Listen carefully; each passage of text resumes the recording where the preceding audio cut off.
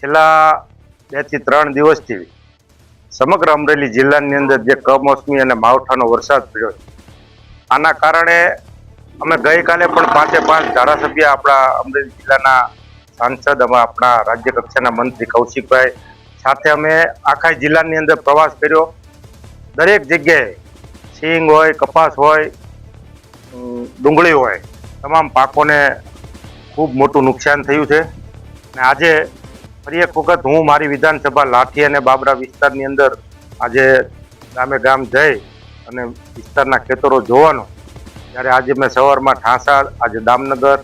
હજી બપોર પછી બાબરા બાજુના ગામડાઓની અંદર જઈ અને બધે જ સર્વે કરવાનો છું. ગુજરાત રાજ્યના આપણા મુખ્યમંત્રી શ્રી ભૂપેન્દ્રભાઈ, આપણા ઉપમુખ્યમંત્રી હર્ષભાઈ અને કેબિનેટ મંત્રીઓ અને આપણા જીતુભાઈ વાઘાણી કૃષિ મંત્રી, આ તમામની સૂચનાના કારણે આજે જે સમગ્ર અમરેલી જિલ્લાની અંદર જે વરસાદ પડ્યો એના મંત્રીઓને સૂચના આપી. દરેક જિલ્લાઓની અંદર અલગ અલગ મંત્રીઓને મોકલવામાં આવ્યા છે અને દરેકને વિસ્તારની અંદર સર્વે કરી અને આજે લગભગ કેબિનેટની બેઠક છે અને વધુમાં 1-2 દિવસની અંદર અમારે જે રીતે ખેડૂતોને અપેક્ષા છે, જે રીતે મોટું નુકસાન થયું એ પ્રમાણે ગુજરાત સરકારને